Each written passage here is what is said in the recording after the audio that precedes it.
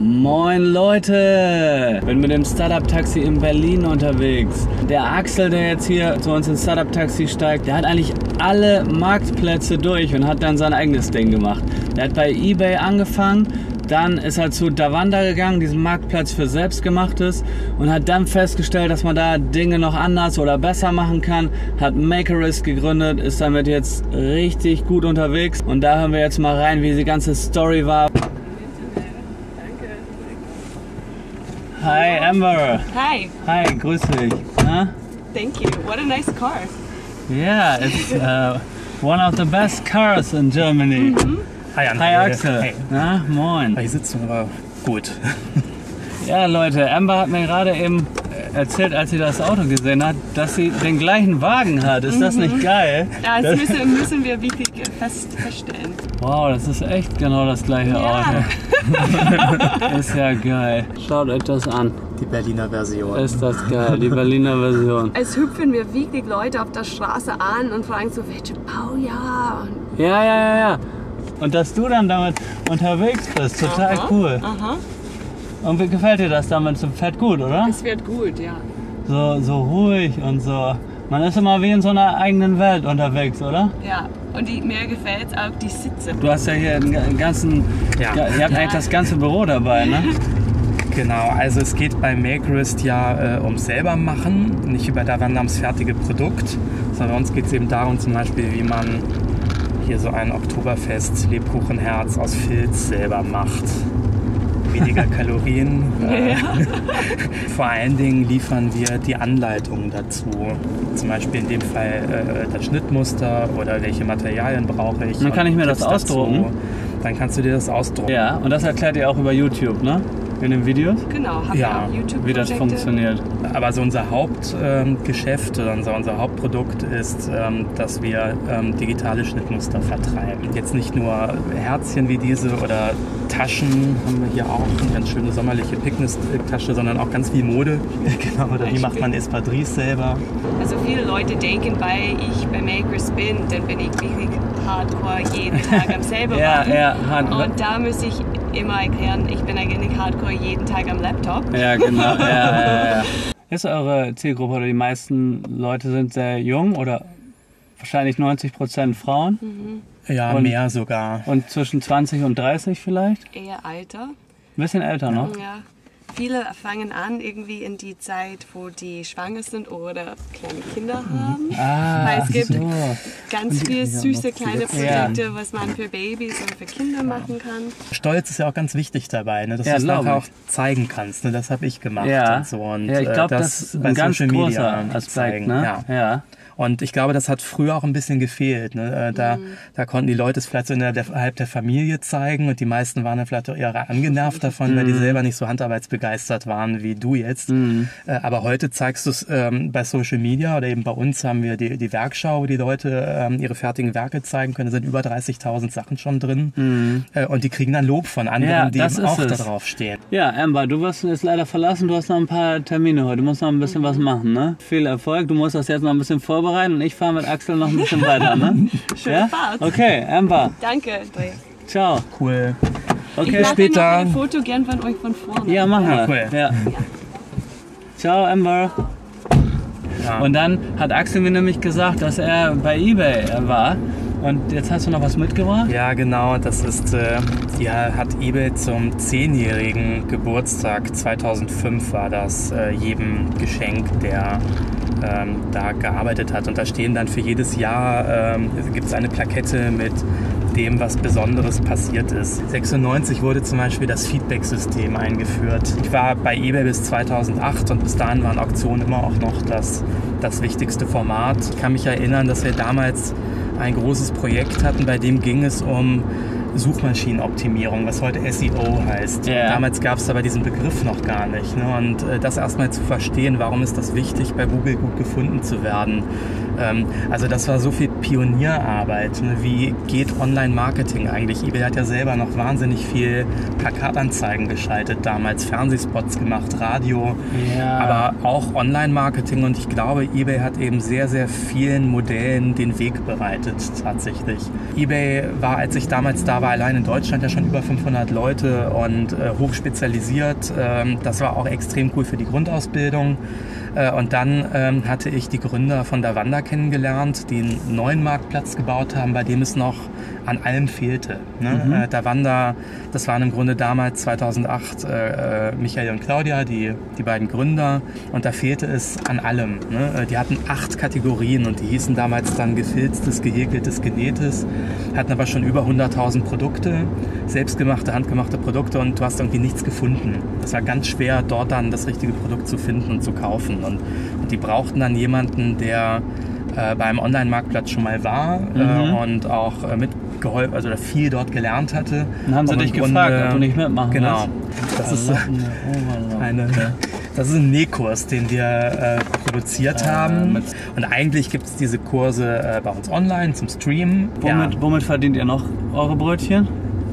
Dann verkaufen wir dazu passende Materialien, also Stoffe, Strickgarne. Das kann ich bei euch beziehen schon. Die kann man auch bei uns beziehen. Ihr habt dann einen Großhändler oder so? Wir haben Großhändler und Dropshipping-Partner. Und dann gibt es bei uns digitale Schnittmuster im PDF-Format. Und was kostet so ein Schnittmuster? Also das hier kostet jetzt so rund 10 Euro. Das ist aber per Post bestellt. Per Post 10 Euro. Ja, haben wir auch eine ganz gute Auswahl, die du per Post bestellen kannst. Und im Netz?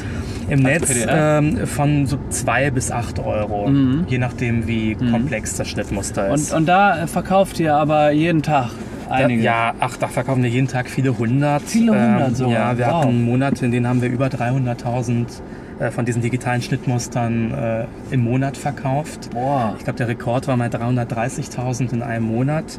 Und das Coole ist, da kommt ja auch richtig Geld rein. Da kommt Umsatz zustande.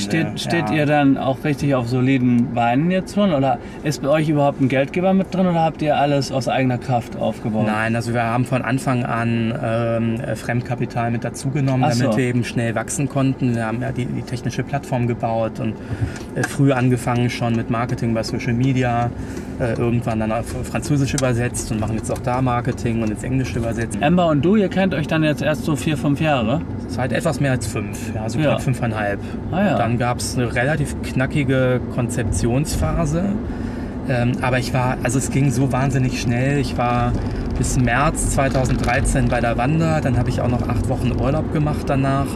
Und wir haben im Juni gegründet und waren im August online mit den ersten Produkten. Also dass das so schnell geht. Ihr müsst ja auch erstmal die Plattform programmieren lassen und so. Haben wir gemacht über eine befreundete Agentur, mit der ich vorher schon viel zusammengearbeitet hatte. Die Entwickler aus Köln, kann ich sehr empfehlen. Sind nicht in eurem Team? Doch, inzwischen schon. Also inzwischen sind wir 35 Leute. Aber die erste Version hat eine Agentur geschrieben? Die hat eine Agentur geschrieben, damit es schnell geht. Und ich kannte die sehr gut und wusste auch, dass ich mit denen extrem gut zusammenarbeiten kann und denen 100%ig vertrauen kann, was Gutes bei rauskommt. Das wurde dann aber auch bezahlt, ne? Das war jetzt kein eine Hand wäscht die andere Deal oder irgendwie so. Also zum Teil haben es bezahlt und sie haben dann tatsächlich auch Anteile bekommen. Ich bin ehrlich gesagt selbst auch ganz überrascht, wie schnell das damals ging. Also am längsten hat tatsächlich gedauert, dass ich mich selbst entschlossen habe, bei DaWanda wegzugehen und das selber zu probieren. Und nach Leuten zu suchen. Das hat länger gedauert als die ganze Gründungsphase. Warst du offen? Hast du auch gesagt, dass du sowas Ähnliches machen willst? Ja. Waren die dann enttäuscht? Ich war zum Schluss habe ich die Internationalisierung bei DaWanda geleitet und wir waren dann an einem Punkt, wo ziemlich alles da stand. Ne? Da gab es die lokalen Country Manager, die hatten ihre Teams, die hatten ihre Launch-Events gehabt, die hatten teilweise auch vor Ort ihre Agenturen. Und mein Job war dann, ich habe das alles mit aufgebaut und nachdem das alles stand, war eigentlich so die aufregendste Zeit vorbei und jetzt dann die Country Manager zu koordinieren anhand von KPI war für mich jetzt nicht mehr so spannend, wie das ursprünglich aufzubauen. Und dann habe ich gesagt, Leute, ich nehme es mir nicht übel, aber ich muss irgendwas dann selber ausprobieren. Das passt einfach besser zu mir. Und dann ging es eben wirklich rasant schnell. Und DaWanda ist jetzt leider weg vom Fenster. Ja. Das ist natürlich ein harter Schlag. Ja. Ne? Das habe ich auch jetzt erst vor kurzem erfahren. Hast du eine Vorstellung davon, woran das jetzt gelegen hat? Ich glaube, da gibt es viele Gründe und will ich auch nicht zu viel darüber spekulieren. Also ein Grund ist sicherlich, es gab den großen Konkurrenten Etsy aus den USA, die über noch sehr, sehr viel mehr Ressourcen verfügen. Und euer Modell ist aber ja doch schon ein bisschen anders als das von DaWanda. Ja, wir machen grundsätzlich schon was anderes. Also bei uns geht es ja ums Selbermachen und um den Prozess des Selbermachens, ums Lernen und die Anleitung dazu. Und bei DaWanda geht es ja hauptsächlich ums fertige Produkt. Bei euch kann man sich jetzt nicht ein Geschäft aufbauen und damit Geld verdienen, ne? Doch, aber ja, in einem Bereich, in dem DaWanda nicht wirklich unterwegs war, nämlich diese Schnittmuster, die digitalen, die kannst du bei uns auch verkaufen, wenn du weißt, wie das geht. Und du musst halt gute Schnittmuster machen. Ne? Das ist schon, muss man was für können. Ja. Das sind typischerweise Leute, die das schon viele Jahre machen oder die studiert haben, auch Modedesign oder eine Ausbildung gemacht haben. Ach so.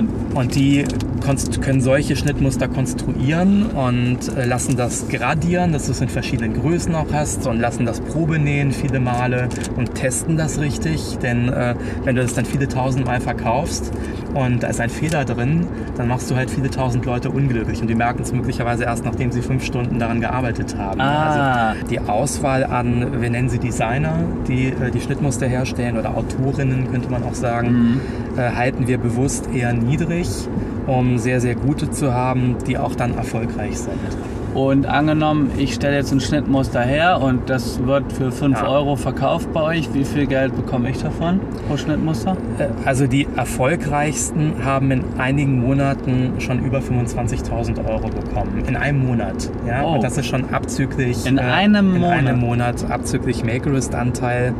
Und hat uns selber auch extrem überrascht, wie gut das funktioniert. Mehr als ein guter Job. Das ist ja ein Traum, oder? Ja, also es ist eigentlich, das ist die Ähnlichkeit zu DaWanda. Die Leute, die bei uns Schnittmuster verkaufen und erfolgreich sind, fangen an, das auch auszubauen oder von einem eher Hobby oder einem Nebenjob das zu ihrer Haupteinnahmequelle zu machen, die Familie mit einzubeziehen, Leute anzustellen. Genau, wollte gerade sagen, da könnte ich mir vorstellen, wenn 25.000 Euro überwiesen werden, dass das gar kein Ein-Mann-Betrieb mehr ist, sondern dass da auch schon, wie du sagst, die Familie schon mithilft und dies und das. Ne? Ja, das schafft jetzt natürlich steckt ja eine Menge Arbeit hinter. Aber ich glaube, wenn man anfängt und einen guten Stil hat, ein bisschen was Ungesehenes hat, einen Nerv trifft, kommt man schnell bei uns auf 500 bis 3.000 Euro bist du so guter Durchschnitt. Also das hat uns selber eben total überrascht, und so eine ganz schöne Geschichte war, dass ist jetzt schon, ich glaube so 2,5 Jahre her, da hatten wir das erste Mal, dass jemand in einem Monat über 20.000 Euro bekommen hat. Und die haben uns dann ein Foto geschickt vom Auto, was sie sich gekauft hat. Ja? Und die ganz stolz. Und so. Aus Deutschland welche, oder? Ja. Haben sich dann Golf gekauft. Das ist eben doch einfach geil, ne? Dass du sowas ermöglicht hast. Und vor allen Dingen mit dem digitalen Produkt. Ne? Die mussten das jetzt nicht 1000 Mal nähen oder 1000 Mal stricken, sondern die haben im Grunde ein paar tausend Mal ein PDF verkauft. Diejenigen, die das wirklich ernsthaft betreiben, bauen sich eine eigene Marke auf darüber. Ne? Die haben in der Community haben die auch, so einen Markennamen und Logo und sowas? Ja, genau. Ach, und da gibt es auch welche, die dann bei euch richtig bekannt sind? Ja. Und sie unterstützen das selber auch durch eigene Social-Media-Aktivitäten und Events. Und also es werden wirklich eigene Marken, die unter Leuten, die nähbegeistert sind, auch sehr bekannt sind. Und deswegen verkaufen die sich auch so gut. Ne? Und das eigentlich Coole ist, wo das alles bei denen herkommt. Ne? Denn typischerweise waren das Leute, vor allen Dingen ja Frauen, die bei Verlagen solche Schnittmuster als Freelancer oder als Angestellte produziert haben. Ja. Und die haben jetzt typischerweise als Freelancer für so ein Schnittmuster komplett 200 Euro bekommen und dann alle Rechte abgetreten. Und der Verlag konnte das dann international und unbegrenzt auf unbegrenzte Zeit vermarkten. Und sie sind selber als Marke und als Persönlichkeit nie in Erscheinung getreten. Der Verlag hat das dann ganz anders fotografiert und so weiter und in Szene gesetzt, dass es eben zum Verlagslayout passt. Und jetzt publizieren sich diese Autorin, diese Designerin selbst und bauen sich eine eigene Marke auf und sind finanziell auch viel, viel erfolgreicher. Ne? Und die gehen alle nicht mehr zu den Verlagen zurück, natürlich, ne? Sondern entwickeln ihre eigene Marke. Ja, jetzt verstehe ich das Geschäft. Viel stolzer drauf, viel unabhängiger. Und für die Käufer ist es ja auch eine veränderte Situation. Wenn ich so ein Schnittmuster suche, ist es doch viel leichter, das über eine tolle Plattform, über eine Suchmaschine zu finden und das sofort zu haben. Ne? Du hast es bei uns ja, du kannst es sofort runterladen, ausdrucken und sofort loslegen. Und zwar auch nur das eine, was du jetzt haben willst und nicht gleich ein ganzes Heft mit 30 Schnittmustern, wovon mich 29 im Moment gar nicht interessieren. Was für einen Jahresumsatz macht ihr da jetzt? Was strebt ihr an bis zu Ende des Jahres? Ende des Jahres rund 6 Millionen. Schnittchen, das ist natürlich schon sehr bekannt. Super geil. Ne? Ja, und sie vertreibt das inzwischen auch in dieser Papierform, aber natürlich auch online. Wir haben schon oft auch erlebt, dass Verlage sich natürlich dann inspirieren, was verkauft sich bei uns gut, und dann versuchen die das nachzumachen und merken, aber es funktioniert nicht. Ne? Ja. Also es ist ganz schwer zu sagen, warum ist da der eine erfolgreich und der andere nicht. Ach, und eine Zeitschrift hast du auch noch? Ja, ne? Ach stimmt, genau, das kann ich. Makerist Mag. Leute, wenn ihr irgendwas selber macht, dann gibt es natürlich nur noch jetzt ab sofort eine Adresse, Makerist. Hier so eine schöne Tasche mal selber machen, jetzt für den Rest des Sommers vielleicht noch, oder die nächsten Weihnachtsgeschenke. Für Weihnachten ist das ja super, genau, ne? Die Also da könnt ihr ordentlich was basteln. Und damit sind wir raus. Bam!